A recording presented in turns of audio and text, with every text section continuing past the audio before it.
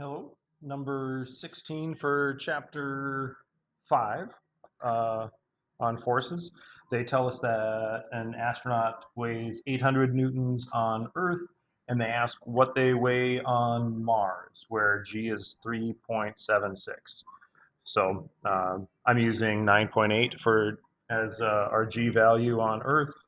Um, I switched over when we're talking about G. I prefer the units of newtons per kilogram. That's the same thing as a meter per second squared.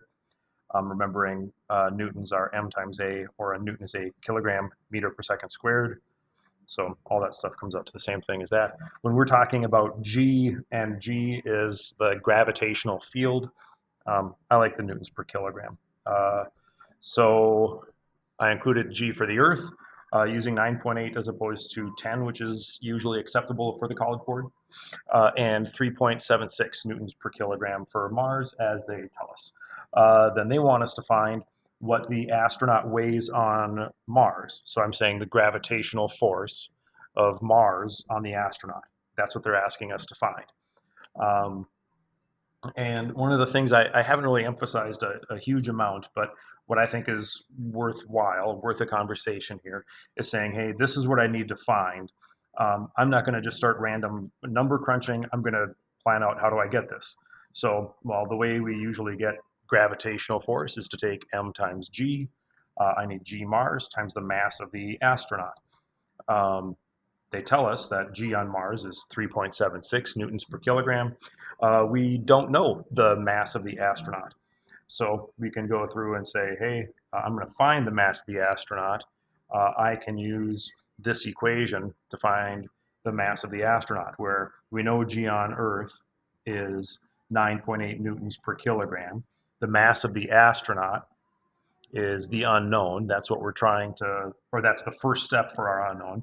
If we get the mass of the astronaut, then we can plug that in here and we can calculate the weight. And we know the gravitational force Earth on astronaut, or the weight of the astronaut on Earth. So for this relationship, we know everything but m. Once we know m, we can plug it in here and we find the weight of the astronaut on Mars. So here I rearrange this to get the mass of the astronaut on its own. I get the mass of the astronaut is this divided by this. And then instead of putting numbers in right now, I'm going to go back through, and instead of m, I'm going to put this solution. So I'm just going to substitute in, instead of m, I've got the gravitational force Earth on astronaut over g Earth times g Mars. This is sometimes when you have really big problems to kind of go through and work. This is sometimes helpful because it allows us to cancel things out where one might not think things could be canceled out. In this case, nothing cancels, but we do have all things that we know. We know the gravitational force Earth on the astronaut, 800 newtons. We know G Earth, 9.8 newtons per kilogram. We know G Mars, 3.76 newtons per kilogram. Punch all those things in, and we should get our answer that matches whatever the book says or the solution manual. There are other ways to go through and do this problem with just simple ratios and trying to set up a couple of ratios equal to each other, but this is the route I'm showing. This one doesn't really have any obvious need for free body diagrams or any of those things, so I just asked you to show your work.